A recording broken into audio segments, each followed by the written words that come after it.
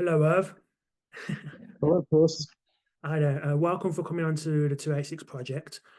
We're going to talk today about your book, which looks at abuse in US swimming. I read it, and it's a very detailed, a very dense book. In some ways, it is a hard read, but it's very thorough in regards to what's happened in regards to abuses in UK swimming, not just now, but over the decades. Before we get into it, if you'd like to explain to our audience who you are and why you decided to write a book on this topic. Sure. So, Chris, I've been a sports writer pretty much all my life, but I decided fairly early on that I wasn't interested in being a conventional sports writer, even though I'm interested in sports. I'm much more interested in the behind the scenes and the culture and the business of sports. This may be because my uncle, my father's older brother, who was actually born in what's now Ukraine, was a leading pro wrestling promoter many years ago, at a time when pro wrestling was run sort of like the mafia with territories. He was president of the National Wrestling Alliance, which was the dominant organization before Vince McMahon and WWE essentially created a global brand.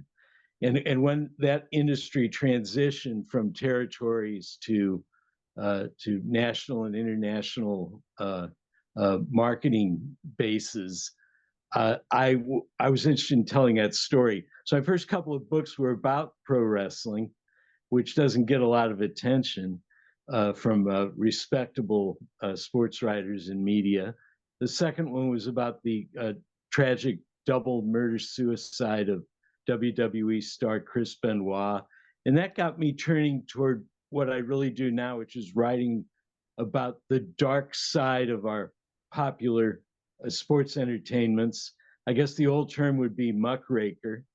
That's kind of my role. I enjoy my work. I enjoy digging and telling stories other people don't tell.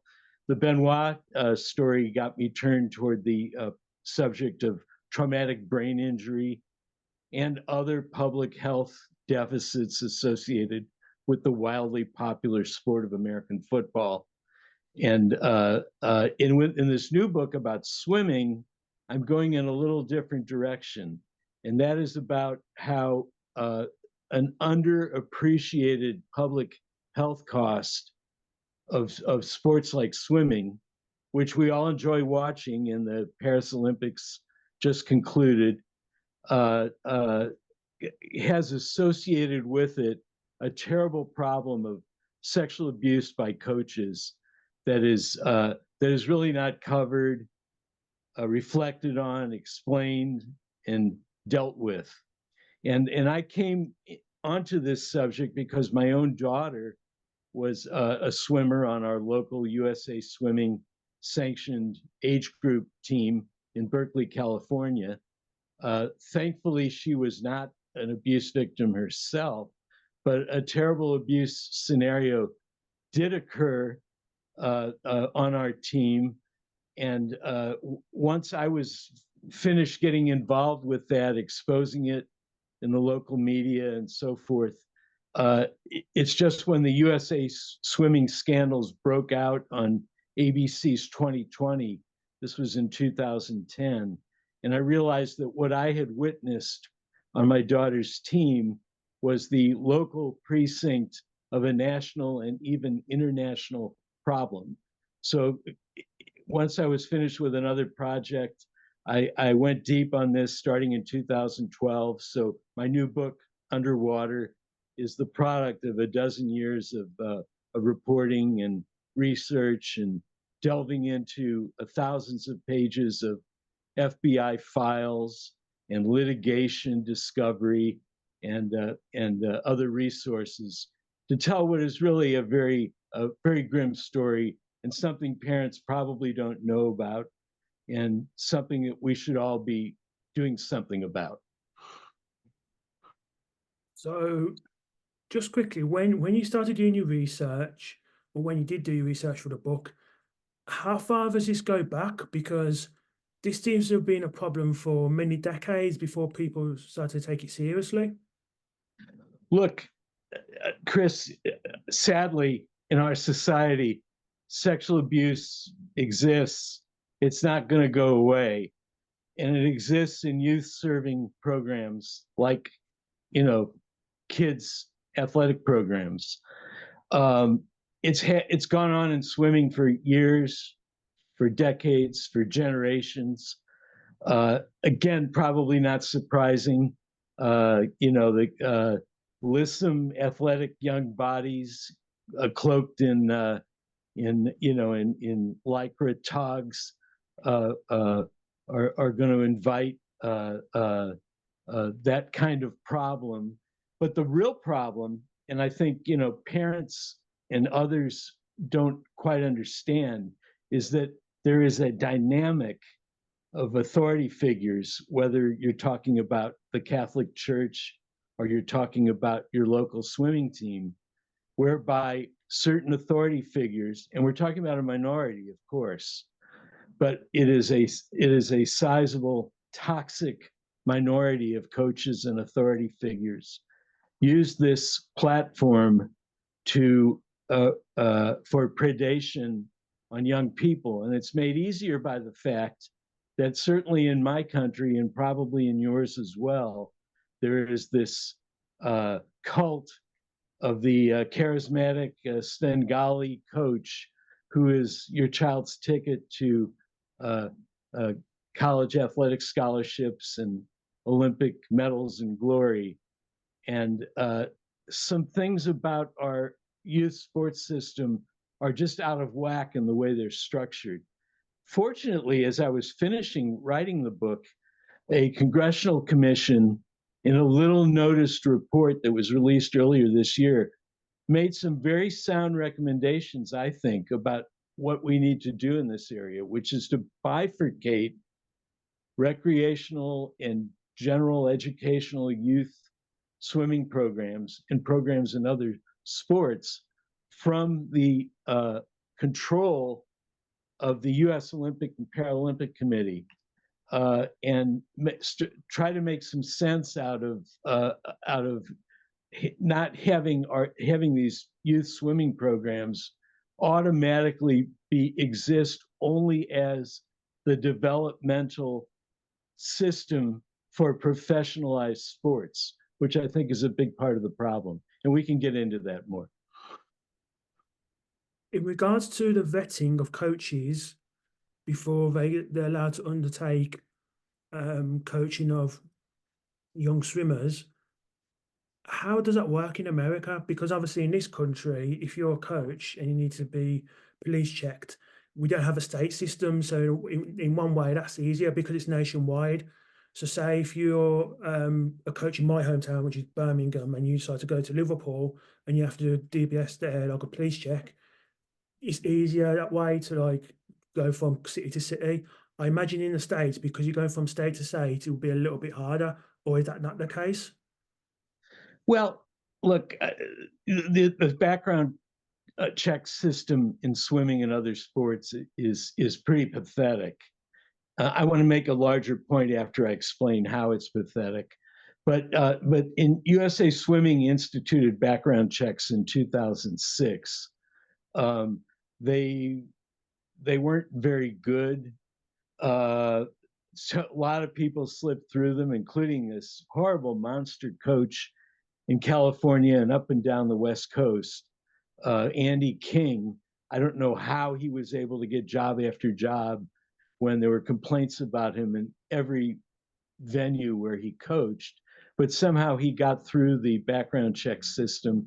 He's now in Mule Creek State Prison in California for the rest of his life after a prosecutor said he was a monster who molested athletes in his charge across years and decades and in several states, including raping and impregnating a very young teenager in Santa Clara County, California. When I started investigating background checks, I found that they did some things and not other things. And like there was a judge in Washington State, Charles Bakler, who was disbarred and removed from the bench after he pleaded no contest to sexually assaulting a woman who'd been before his court. And yet he got into USA Swimming and coached in 2 different states. I found that their background check consultant was just this guy, this businessman in Southern California who had a consulting agency. Uh, he also on the side was developing a television show called Hooking Up with Tawny Lee. Uh, I mean, these are not serious professional people. But now I want to get to the larger point, which is that so much of this area involves cultural change and common sense. There's not a single fix out of the law enforcement rule book or out of ethics manuals that's going to make things right. People have to take ownership of this problem, and not just when the worst happens to their own kid, but to realize that the cost benefit of the system we have right now, which is like a lot of rah-rah for the Olympics and certain elite kids getting athletic scholarships and having high-end elite sports success, as opposed to the hundreds of thousands, up to 500,000 kids participate in USA Swimming programs, and the super majority of them are just filling out the rosters, and their parents and their volunteer hours are helping make the Pistons fire in competitive swimming programs year round. So many of them, as well as elite athletes, are getting abused in this system, and the priorities are just out of proportion and need to be addressed. Now, something really timely and fresh has happened just today as we're doing this interview. People are very familiar with the USA Gymnastics scandal, in which the national team doctor, Larry Nassar, molested who knows how many dozens or scores of gymnasts, including Simone Biles and celebrity, famous medal holding Olympians. And the FBI was sued by the gymnasts for botching their investigation. The cover-up persisted for well over a decade, and somebody screwed up, and somebody should be held accountable for it. But don't hold your breath on that. But anyway, the Justice Department has just put out an audit of the FBI's work in the area of sexual abuse, and they've determined that they don't, this needs to be improved and that needs to be improved. And we can all nod our heads and agree that these are important findings. But I'm here to tell you that the problem of sexual abuse numerically is worse in USA Swimming than it is in USA Gymnastics, and it's ongoing. And I'm saying that not to be sensational, but just to point out that just do the math. The numbers are so much greater in swimming. And so the opportunities for abuse and the instances of abuse are going to be greater. And I think that's a way of saying there's not like a fix that we're going to get from a bureaucratic report about how somebody fell through the cracks or somebody didn't do this area better or that area better.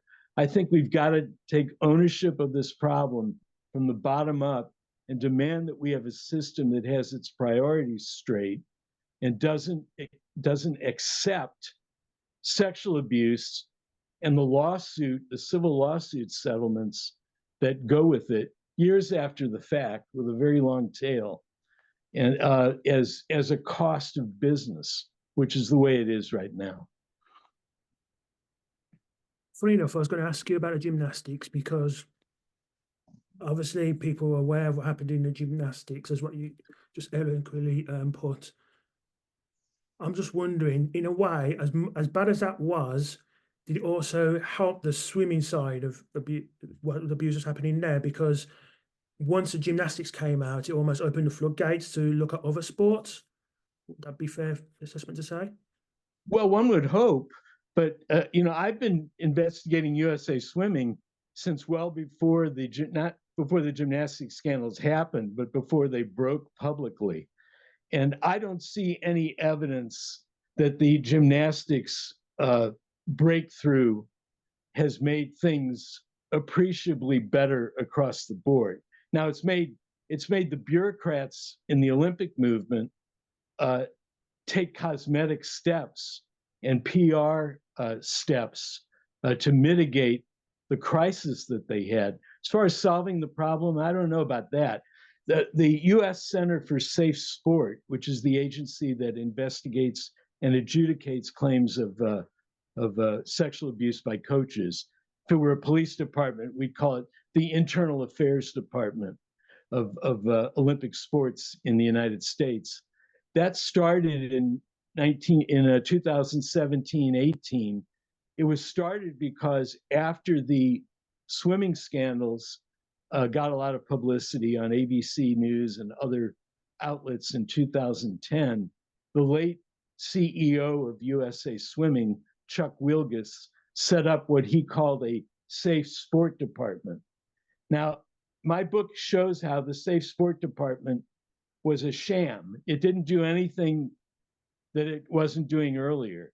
It didn't, and all it was the appointment of a new person with a title of shepherding and steering complaints to the CEO, who, in his sole discretion, decided what rose to the level that had to be investigated by their own, consultant investigators, mostly retired FBI agents, double dipping on their retirement pensions.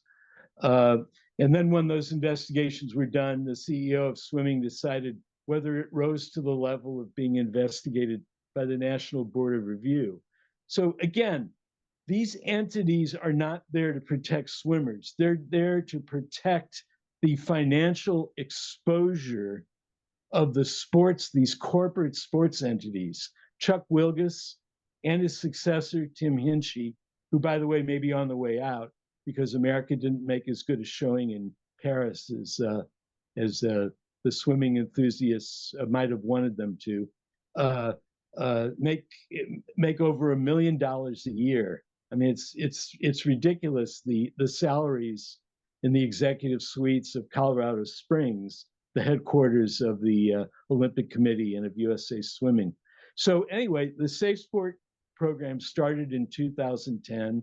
It's really a fraud. It's just someone on the staff who says she's the director of Safe Sport, and so she shuffles the paperwork in a way that the secretary to the CEO of swimming used to shuffle the paperwork.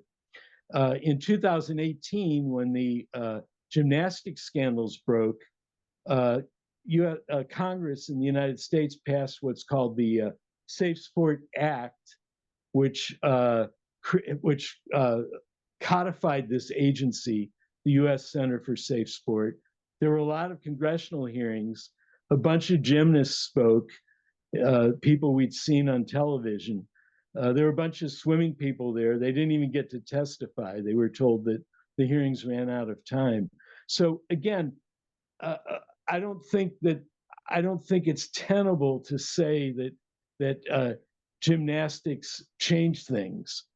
Gymnastics was another blip, very big blip, but another blip in a long story that continues to this day. The U.S. Center for Safe Sport, according to that Congressional Commission report that I alluded to earlier, and in the view of everyone who's been observing it, is an abject failure. It has a tremendous backlog. It's in the pockets of the national sport governing bodies and the Olympic Committee because they get funding from them. It's corrupt in so many other ways. And so the commission report is recommending that this investigative agency be spun off as a purely federally funded agency which, if it happens, and there are a lot of steps before it happens, US Congress has a lot of other things to do. If it happens, it will be the closest thing to a national sports ministry, which has been missing in my country. It's kind of a piece of American exceptionalism that we allow our youth sports programs to be run by this ragtag, motley assemblage of 501c3 nonprofits that are really unaccountable to the American public.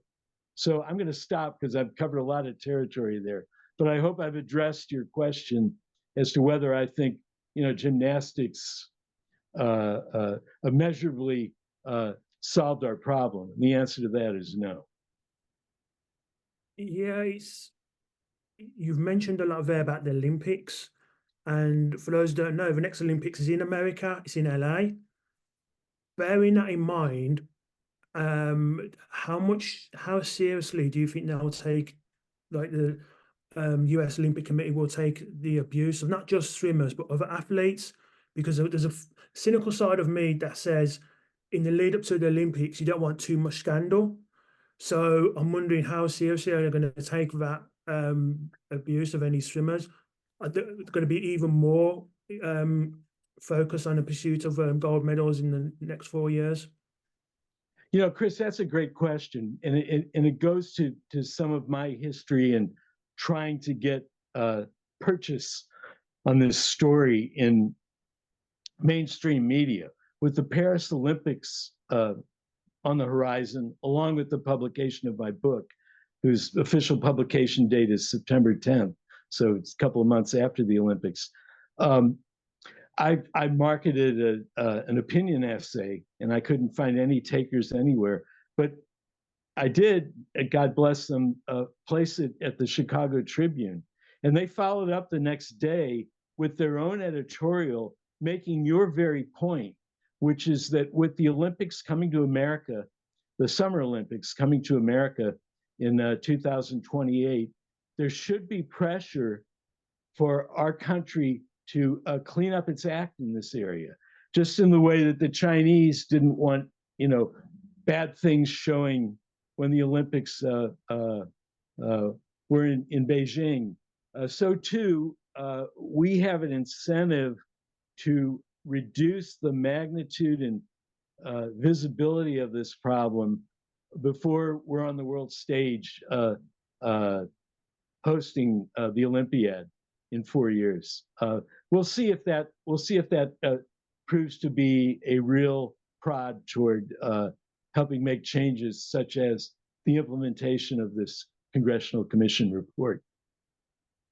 You've talked about this safe space body within governments and how that's funded, and also how that needs to be totally federally funded to make it more independent. I just wonder, how is US the swimming committee funded? Because I'm looking at that as well, and I'm thinking, how seriously did they actually take the problem of abuse? Well, the history is that the US Olympic Committee, which is a private, recognized by Congress in the Ted Stevens Olympic and Amateur Sports Act of 1978.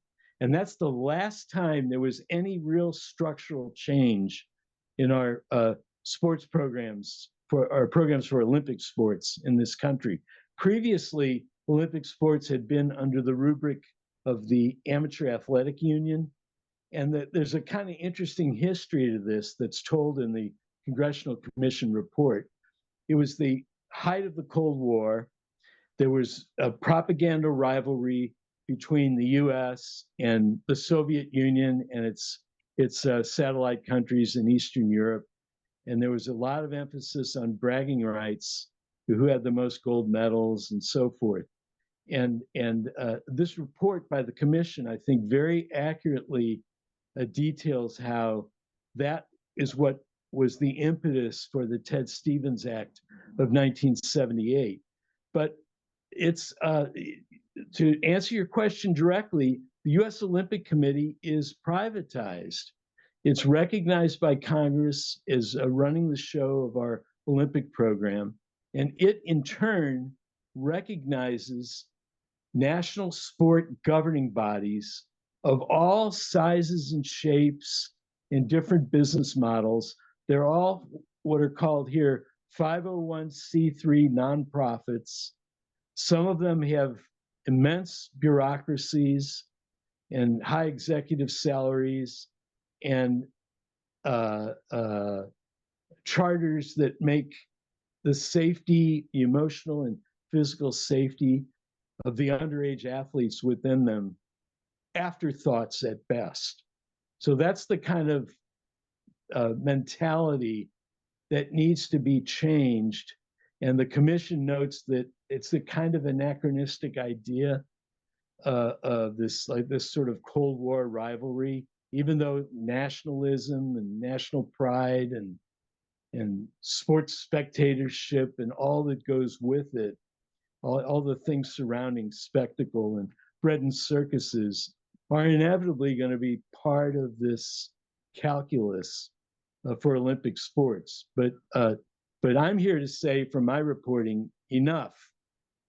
We've paid too heavy a price for our youth, and especially young women who, starting in 1972, with the passage of Title IX in the United States, had enhanced opportunities for equal access to sports programs and sports achievement, equal to that of boys and men, have found that in return for that increased access, we have increased the space and the opportunity for this heinous phenomenon of abuse, which carries terrible societal costs through their entire lives and to their children and relationships.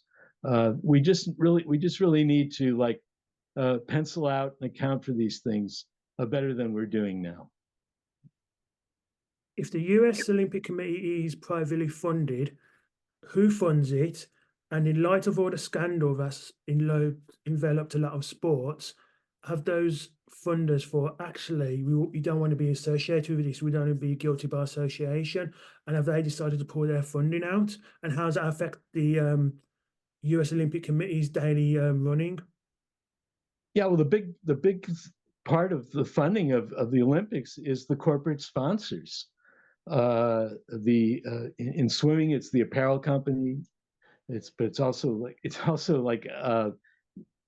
quite amusingly like the insurance company Mutual of Omaha. But all the things, the job of the CEO of USA Swimming is to get a bigger and better TV rights deal and to get bigger and better and more robust sponsors. So are they embarrassed by the scandals? Yes, they are, but the scandals are so very well contained. They're one-day stories, they're fleeting, people don't really understand them. They have a long tail. Somebody who's being abused today probably will not sue for another 10 years or come out publicly about it. And so they're able to turn things over across years, across decades, across generations. Yes, I would hope that exposure of abuse scenarios would cause sponsors to pressure the Olympic bodies to do better. But it's very marginal because most of the people writing in depth about this subject are people like me on blogs and in minor outlets. There's been a federal grand jury investigation of USA Swimming for insurance fraud and for cover-ups of abuse cases. It was initiated by the U.S. Attorney for the Southern District of New York. The Wall Street Journal and a few other major newspapers reported that there was a grand jury investigation in 2019, and then poof, no follow-up. I mean, that's not how it's supposed to work. The journalists need to come in behind those headlines and tell the additional stories and the details and the human stories and the facts and the numbers, because it's a follow the money story as much as anything else, uh, and uh, and really, spur and cause change. But that hasn't happened as yet. Let's hope it does happen moving forward. How has the media reported these abuses, or have they just basically ignored it? Well, they haven't ignored it, but the way our society processes these things and the way our major media deals with these things is through anecdotes, through stories, preferably a celebrity. Some of the celebrities aren't even the best stories, like Diana Nyad, the very famous open water swimmer, who in old age uh, claims and appears to have done the first successful swim from Cuba to the United States in open water. She has claimed with some credibility that she was molested in high school at Pinecrest School in Fort Lauderdale, Florida, by her Hall of Fame coach, the late Jack Nelson, who is the most famously the coach of the American women at the 1976 Summer Olympiad in Montreal. So, she comes out of the woodwork and people tell her story. It's got a lot of holes in it. I don't want to re-victimize a victim by cross-examining her, but I'm just here to tell you that that's not the best story out there. It's just the person with the best public relations infrastructure behind her. So that story gets told. The gymnastics story gets told. That's 100% true. Horrible, horrible things happen to Simone Biles and her compatriots. But this is not a story that should be told only as a compendium of celebrity testimonials, because it contributes to the idea that it's all part of the high pressure world of elite athletics. And it's something like the Hollywood casting couch or all the other areas where driven women find themselves having to navigate and negotiate workplace sexual harassment. I don't think youth sports programs are a workplace. I think that youth sports programs are an educational extracurricular platform, and it should not be guided by labor management negotiations. It should be guided by basic principles and values of youth education and safety. So that complicates the media narrative of these stories, because they don't want to dig into the statistics, look into the funding and structure of swimming. It's Catholic Church-like offshore self-insurance subsidiary that it ran in the Caribbean island of Barbados until 2014. Doesn't want to look at all of those things. It just wants somebody to come out on the record and tell of a bad thing that happened to them, and then they kind of transcribe it, and then it either resonates with their readership or it doesn't. I'm trying by my book to make the whole subject resonate, and not rely on the bottomless he said, she said rabbit holes of each of these individual narratives. If you think it should be, if it is a educational extracurricular activity and should be treated as such, and then going back to the vetting, do you think therefore that coaches should be seen almost in the same seriousness as teachers? Because with teachers, if you put a teacher into a school, that parent wants to know basically, is their child safe because their kid's going to be with that teacher for a few hours on weekdays? Should we be treating coaches in that same respect, especially with regards to young athletes? Emphatically, categorically, yes, is the answer to your question. But I want to emphasize again that I come at this not as some expert in how to structure the perfect coach background check system.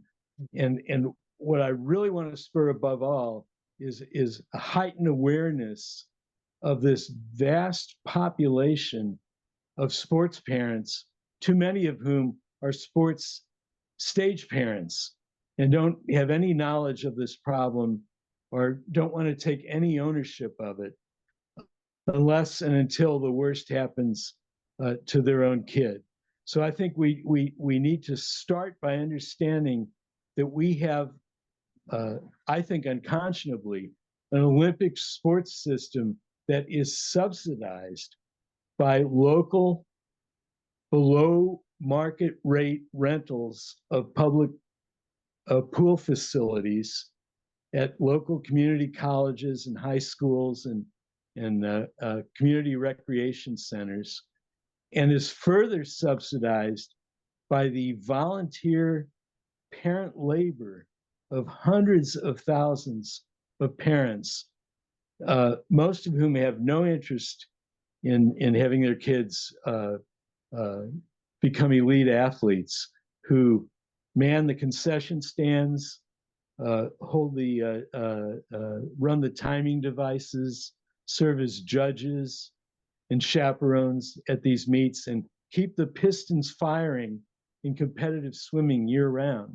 Let's let the parents and the kids who want to go for it and deal with all these accelerated risks, not only in terms of sexual abuse, but in all areas, have their own infrastructure and their own system, and keep the rest of us out of it, not having to pay their way for them.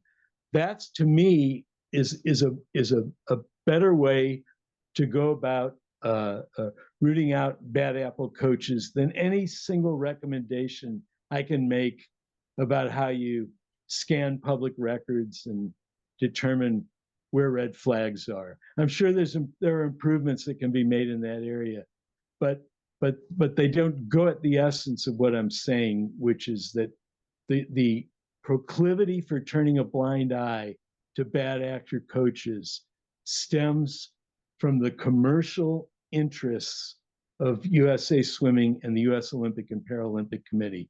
And it's time to divorce that from the basic standards and practices of youth sports programs in my country. The Paralympics is on at the moment, and correct me if I'm wrong, but I've heard in the United States, unlike the UK, the Paralympics doesn't have as high a viewing figures as for the Olympics. And I'm just wondering, in regards to abuse, that means, sounds sad to say, but it almost makes para athletes almost more vulnerable, because if they're not even getting noticed for competing in their sport, then any abuse regarding para athletes, I imagine, will be even more so brushed under the carpet. Would that be a fair assessment to say? I think that's a fair assessment. I mean, I do know that abuse exists in the Paralympics as well. There are a number of prominent cases, and some of them are athlete on athlete. I would say a higher percentage of them are athlete on athlete than coach on athlete, in the ones at least that I'm aware of. But I think that the other problem with Paralympics is that it's been sort of subsumed in the same system. So there again is just is not what I think is a sane, cogent, rational set of priorities for how these things are operating. And to the extent that Paralympians have been ignored for years or given second-class citizenship and are now getting their due and their attention in their own programs, it almost creates its own commercial pressure to sweep abuse under the rug as efficiently as is done in non-Paralympic activities. With swimming, and I don't know the answer to this, in a lot of sports, you'll tend to find parents coaching um, their children all the way up to the top if they're a really good coach. How much is that happening in swimming, and how much has that contributed to the actual number of swimmers who have been abused? Well, I'm not sure about coaches actually teaching their kids, although I'm sure like high-end swimmers are passing on to the next generation. I see the dynamic as more that there are parents who really believe or really think it's important for their kids to get like athletics, college athletic scholarships, and they think that's their ticket to a better life, and so they outsource their parenting and don't pay attention to what's going on with these authority figures who watch their kids for literally dozens of hours a week. I mean, it's kind of a staple of Americana, the hundreds of thousands of kids who participate in after-school practices and weekend meets once a month or so year round. So the number of hours that coaches are supervising swimmers, for example, without their parents chaperoning or supervising or mediating those interactions is really quite vast, and it helps lead to the problem. Look, my daughter was not like a superstar swimmer, but she had a good experience. She developed a life skill. I wanted her to continue when she went into high school. She'd done it for like 5 years or so, and she'd had enough, and that's fine. And I think that's the model. That's more the model than the things you read about in the headlines of the parent pushing the kid, driven to go to this university program or get in the Olympic trials. And again, looking at the proportions, looking at the allocation of resources, and looking at the problem of sexual abuse as it affects these kids, I think they should be separated, and that would go a long way toward not all the way, of course, but a long way toward solving the problem that we have right now. One of the things that did shock me in your book when we talk about the abuse was coaches actually having relationships, underage relationships. And I remember thinking, one, how did no one notice or was it turned on? But why is that even allowed? A simple rule, which is can't have a relationship with someone you coach. I mean, that would just solve a lot of problems. And I know you're not an expert, but that to me just seems common sense. Absolutely, and it's a great indicator of the cultural failure of these youth sports programs. There was no rule against coach athlete sexual interactions until the early 2010s. And there are numerous examples of these relationships that move on. And it goes to like, this points to something, Chris, that I think is really interesting and is one of the things that makes my point of view kind of unpopular. Just as I'm unpopular with some parents who, because I'm pushing everybody to take ownership of this problem, I'm unpopular with certain segment of feminists who like to look at this as kind of a Me Too sort of issue of something that, as women move up, they have to fend off advances by men who have control over their careers.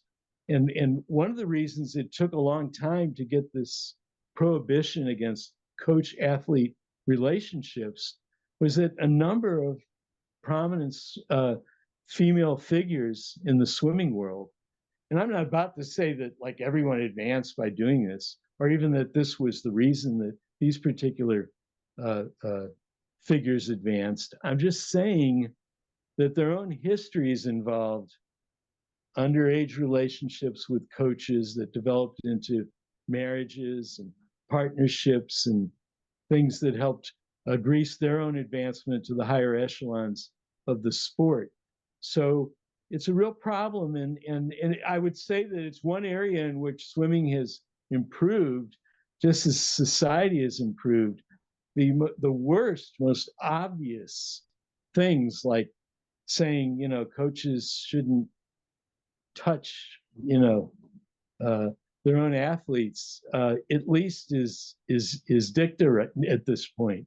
Not always followed, even to this day, but at least there's a shared set of assumptions around that subset of the problem.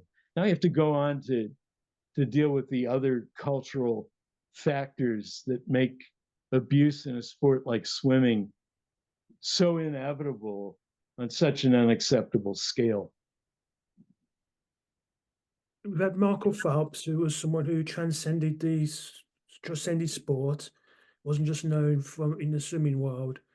You've now got Katie Ledecky as well, who's doing really well, and people know her. But outside of Olympic years, how popular is swimming in the United States? And the reason I ask that is because I know from this end, I've heard stories of baseball players have been accused of abuse, American football players, basketball players, and that seems to get a lot more coverage, mainly because those sports are popular. So I'm just wondering how popular swimming is in the United States, and whether that's the reason why some of these abuses weren't taken as seriously as they should have been. Yeah, look, swimming and almost all of the other Olympic sports, the individual ones, are niche sports. I mean, 90% of what any average American knows about competitive swimming is condensed into a single summer fortnight every 4 years on NBC television, which is all directed toward the competition, the play-by-play, and the backstories of hero gold medalists, grit and determination, and overcoming obstacles, and carrying the flag and the glory of our country on the international stage. That feel-good narrative is what works to attract hundreds of millions of television viewers every 4 years. And that pretty much does it for what people know about swimming. Whereas, these huge mega sports, football primarily, but also basketball and baseball and others are year round in the headlines, and their figures aren't, their faces aren't submerged underwater 90% of the time, and have a lot more a purchase on the American popular imagination. And that's what helps swimming get away with having an abuse problem that it's not accountable for, because people just don't keep their attention focused on it year round and from year to year. It's 2 weeks every 4 years, and then see you again. See you in Los Angeles in 2028. We'll be back with more stories about Katie Ledecky, whether she's still going strong, and others. Michael Phelps, I have nothing against the guy.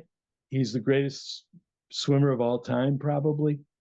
I don't think, like a lot of jocks, he has nothing that he's articulated that has any real value. Outside of admirably, he's spoken out about his own bouts with anxiety and depression and mental health issues, which has helped destigmatize that issue, and I admire him for that. But in terms of sexual abuse, a lot of which has happened at his team in Baltimore when he was a kid. I'm not saying he was a perpetrator. I'm just saying for him to hold out the fiction that he knows nothing about this problem and has nothing to offer about it is very unfortunate and tragic. And but he's not alone in being a superstar in his sport who doesn't cut much of a swath in terms of social commentary. But I just have to put that out there. the North Baltimore Aquatic Club, where he swam in his youth, uh, has a lot of problems. There's a chapter about it in my book. A lot of very famous programs and very famous coaches are implicated in this abuse problem, and people just have to read up on it to educate themselves. It's been a real pleasure talking to you about this. I know it's a very dense topic for a lot of people, dense and hard topic for a lot of people. I'm just wondering. I know, again, I know you said you're not you're not expert at this, but in the lead up to the next games, what would you ideally want to happen, or realistically think could happen? Implementation of the report by the Commission on the Future of the U.S. Olympic and Paralympic Committee. And there are two key recommendations with respect to abuse. Spin off the U.S. Center for Safe Sport, give it its own federal funding, and make it something like a national sports ministry for this abuse problem. Secondly, separate the Olympic Committee and its national sport governing bodies and its elite athlete programs from the subsidies of the bulk of participants of underage athletes in these sports.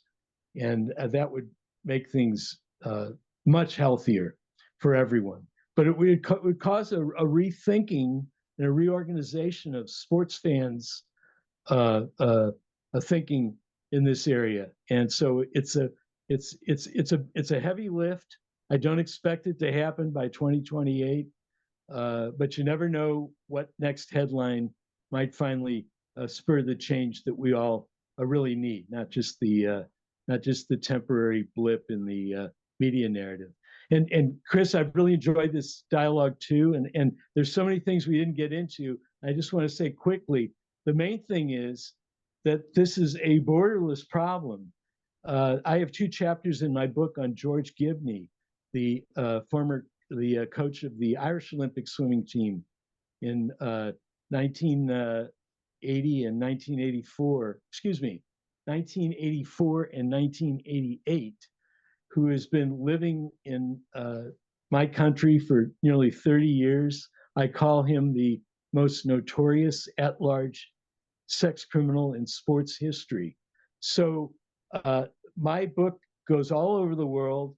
It's not just about USA swimming, although that's what I'm best versed in.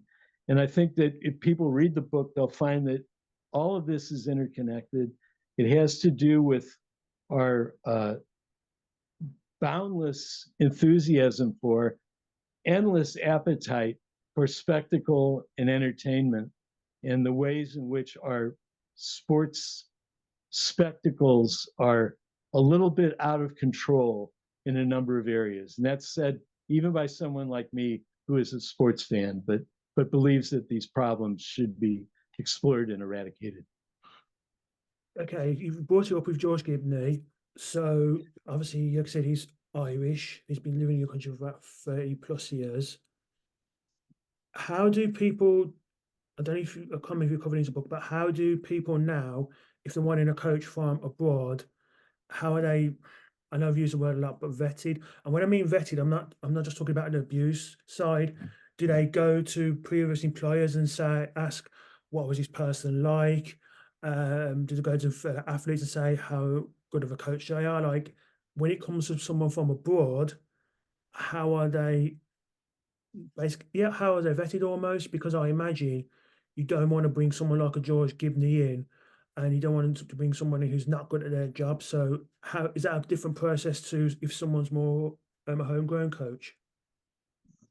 Yeah, let's talk about George Gibney. I mean, look, coaches like Catholic priests move parish to parish, region to region, country to country. The biggest obstacle to reform in this whole area isn't even USA Swimming. It's the American Swimming Coaches Association, which is the trade group of coaches. And they have a program where they troubleshoot visas, help coaches from the US get jobs abroad, help coaches from abroad get into the United States. They're very proud of it. The former head of the American Swimming Coaches Association, John Leonard, said to me a number of years ago, "We are not an organization that deals directly with children, nor is that part of our purpose in any way, shape, or form." That's a direct quote. And I ask our listeners to ponder whether the American Academy of Pediatrics would ever put out a statement like that. Obviously, 70, 80, 90% of the people who are involved in the programs of the members of the American Swimming Coaches Association are underage, are children. So that statement is preposterous, but it shows the values and the priorities of the high-end sports system, and how little they'll do for the many in promotion of the few. George Gibney got to this country because of interlocking corruptions of the sports system of Ireland, the sports system of the United States, and the immigration systems of both countries. Somehow he got a diversity lottery visa and moved to the United States a year after the Irish Supreme Court threw out his original prosecution in Ireland on 27 counts of indecent carnal knowledge of young athletes in his charge. It was under a statute of limitations principle that has lost a lot of popularity and intellectual integrity and scholarship in the years since. But nonetheless, he moved, and how he was able to get that diversity lottery visa, I don't know. How USA Swimming was able to accept him as a member, they claim that they didn't know about him or didn't know about his Irish past, which quickly caught up with him. He lost his job coaching in America, and he's moved all over the place, and he's now in his 70s, living in Florida. There was a very popular 2020 British broadcasting company podcast series that was made in association with an Irish company called Second Captains, which they tracked Gibney around and to his home in Florida, and brought a number of new victims of his out of the woodwork to testify publicly for the first time. So who knows where that story is going to end. But the problem here is that swimming is global. So it's not just about the background check system of USA Swimming, it's about the cooperation of the law enforcement agencies and swimming organizations of countries around the world to keep these bad actors from being able to hop from one venue to another, one step ahead of the law. Okay, so it might be difficult to do checks on them because they're going from country to country, especially at the time when Gibney first came to the United States. However, and this isn't just applying to sport, but it's other organizations. Gibney was the head coach of the Irish Olympic team. In one of the depositions that USA Swimming CEO Chuck Wilgus took in an abuse case in America, he was asked about George Gibney, and he said, I've never heard of him. Oh, wait a minute. Isn't he Irish? Maybe I have heard of him after all. And that, what's it, so there's this playing dumb that the authorities are able to get away with because there's no pressure from below, and there's no pressure from the media about these fairly marginal, non-celebrity, non-big name people in another country. So, the global sports community has to pool their resources so that these kinds of things don't happen. I mean, I understand what you're saying, but when it comes to not just in sport, but other abuses, people talk. So, for example, when we've had it in this country, various things have happened with various celebrities. People talked on like the behind the scenes of some of these shows. Surely they must have taught when these countries were gearing up for competition, when they were actually at international swimming meets, certain people must have seen him and then actually talked, and then someone overheard, and then rumors started flying. So I can't imagine people didn't know. Maybe it's just my cynical mind, but I'm just in those situations, people tend to talk a lot more. If especially if they see someone at a meet, or think, oh, that's George Gibney. Oh, this person done this and this and the other. Especially if the Irish team's there, they might whisper in my ear, and then someone from another team might hear and say, "Oh, what do you mean this?" And then they'll explain it. Surely some of that must have been going on.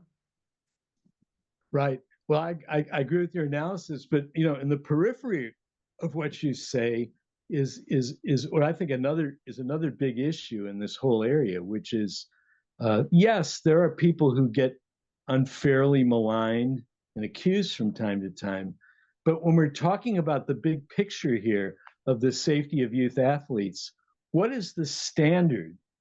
The standard, in my view, is not criminal beyond a reasonable doubt, but is the preponderance of the evidence. And unfortunately, USA Swimming and other groups are unwilling to use their sanctioning authority for things less than slam dunk.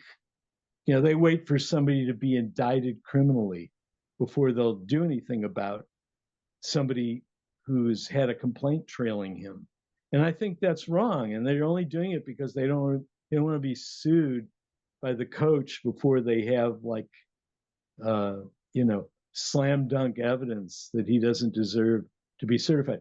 Does somebody have an affirmative right to have a position of authority in a youth serving organization? Or does the youth serving organization, in its wisdom, have the right to impose strict standards stricter than criminal beyond a reasonable doubt in deciding who's going to be supervising kids for dozens of hours a week? I think that's a big question that swimming and other sports like to dance around by pointing to the very occasional story of somebody whose career was harmed because he or she was unfairly accused of something, and not the many dozens, scores, hundreds of examples of bad actors who have slipped through the cracks because there was complacency and inattentiveness. The two just don't balance out in my own analysis. Okay. Well, as I said, it's been fascinating talking to you about this. We could go on all day about many things regarding this subject. If people want to find out more information about this, where can I purchase your book, and also where else can I have seek other information about this scandal? Right. So my book is Underwater: The Greed-Soaked Tale of Sexual Abuse in USA Swimming and Around the Globe. It is being published right now by ECW Press of Toronto, which is distributed by Simon and Schuster. So it's out there already. It's at Amazon and Barnes and Noble, and just about any main bookstore outlet you can find. You'll find links to it now. If you want to see those links or read up more about me and my work, my website is concussioninc.net.